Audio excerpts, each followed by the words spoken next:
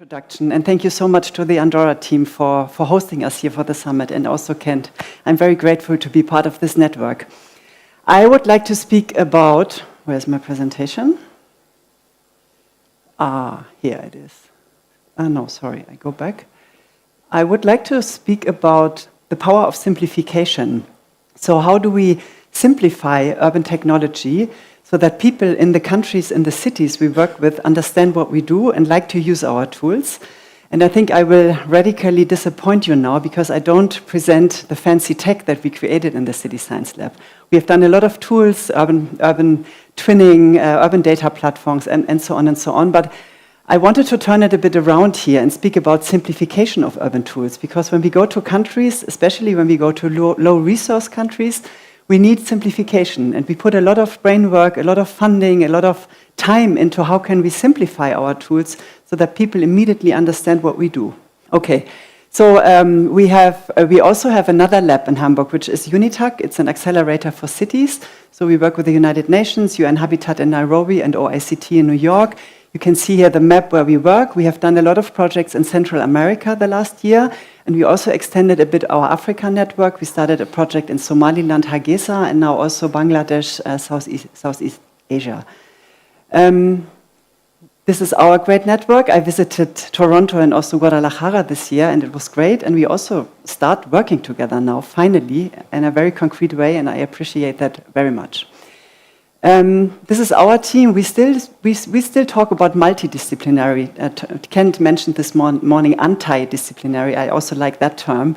So we have a lot of different disciplines, and we put a lot of effort into making tech people speak to urban planners, designers, and also artists. That's a lot of work. They speak different languages, but it works well. We are also approximately 35 to 40 people. Maybe it's more or less the same size than the lab in Boston. When we speak about transformation, I think it's a high claim, it's a high standard. I mean, transforming communities is something that is really very, very difficult. And what does it mean? We always go through these four pillars. We try to set up collaborative settings, so eye-to-eye level collaboration. We don't speak about participation anymore. We use the term collaboration. Representing data, what kind of databases do we refer to? We very often face the phenomenon of missing data. Implementation, all projects have to be implemented, and also maintenance. This is probably the most challenged part for us. We want our tools to be maintained in the countries for a long period of time, and that's very, very challenging. What are the challenges? There is huge inequity in the world on many different levels. I don't go into details. I see a lot of very dedicated people, tremendous effort into people coming up with a lot of cool tools. They are blinking, fancy apps. We have so much urban tech around, but there's very little output for people. When I then go to the country, go to the houses of the people, speak with the people, mainly also in the informal settlements, then I see very little output very often. Data quality is sometimes still very bad, and also there is this huge knowledge and resource gap that we face. That's my question. I asked that already at the beginning. Do we really create transformation? How can we do that in a good way? And our path to simplicity in the City Science Lab and also in UNITAC has been a bit like this. It's very basic, listen carefully to people. The art of creating use cases, it's really an art itself. It's very, very difficult. And we sometimes take a year when we have a project of just talking to people, listening to people, trying to set up good settings. Then low-cost technology. It's very complicated and complex to create low-cost technology. It's very challenging, but it works. Easy to handle and also very low resources. And when I speak about low-cost technology, it's not only about talking when we work with cities in the global south, it's also in the global north. Go to an authority in Hamburg or whatever, people sometimes don't know how to use GIS in a good way. I think it's also for us living in the global north. I want to take you to a little journey, what happened to us in terms of simplifying technology. We have this great tool, it calls Beam. Mike Harthen is here, he will give a workshop tomorrow about it. It's a great tool, it's an image recognition tool. You can use aerial images, drone photos, satellite images to understand the rooftops of informal settlements. It creates shaped files of informal settlements so that planners can understand better how the settlements grow, how fast, and which direction. It's highly requested in the world because we have many, many informal settlements. Our pioneer city was eThekwini in South Africa. It worked really, really well, and we were all very happy. When you work with the United Nations, there's always this claim of scaling up to 193 member states, which is our community. It stressed me a lot when I started to work with the UN, but now I like this pressure because it's really cool when you think about how can you scale up a tool to the maximum. It's a huge challenge. Then we got a request, a nice request from, sorry, it doesn't work again. We got a great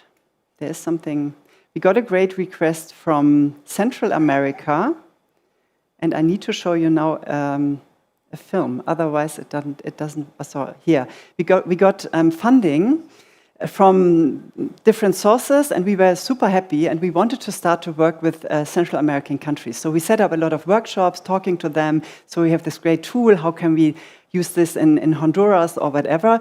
And then we realized during the workshops that they were not even able to know or to localize the informal settlements, because it's very political what an informal settlement is. So they started to discuss among them, should we use this area, or is it more that area, or maybe this area? And we couldn't figure out a location where we could apply the BEAM tool. And we got very, very frustrated because we wanted to start working, we wanted to feed the tool with a lot of images and so on, and it didn't work out because they didn't tell us the exact locations where we could apply the tool. So what we did then was, and this is an example of simplification. One of our programmers, it's Martin, he's not here unfortunately this year, he came up with draw maps. Draw maps is a very, very simple tool for real-time collaborative mapping. And I show you a bit how it works. So this is a very typical situation. You're sitting in front of a laptop, people are sitting in the Caribbean, and you want to start work. And then this is now how draw maps work. It's a very simple login. You can create, you give them the project a name, you describe a bit what you want to do, and give some information in it. You can draw maps in many, many different ways. You can draw lines, you can just put points to the map, you can create landfills. So we all know that, we are all good at mapping here. And you see here how it works. It's also not very, very well designed. It's very, very basic, but we need it to be fast. Otherwise, we would have lost our partners. Then you put a map behind it. It can be an OpenStreetMap or a Google map or whatever kind of maps you have in this country. This is a map from Ukraine. We also use this tool in Ukraine now. And then you start drawing a map together, and people start talking about, is this now our informal settlement or is it that one? That's it. It's super, super simple, but it worked so well, and it was a kind of breakthrough for us in the project, because finally people started to localize the informal settlements, and we could start working and talking. That was great, and we use draw maps now in many different contexts, also in Ukraine when we speak about damage, damage or the damage that is going on there. It's also sometimes not easy for the planners to understand where it is and so on. In Namibia, we also offered, we have a project in Namibia, we also offered a lot of tools to Namibia, citizen engagement tools, virtual reality, co-planning tools, and so on. And our colleagues in Namibia, they constantly said, oh no, it's nice, it looks good, but we don't know how to, it doesn't make sense for us here.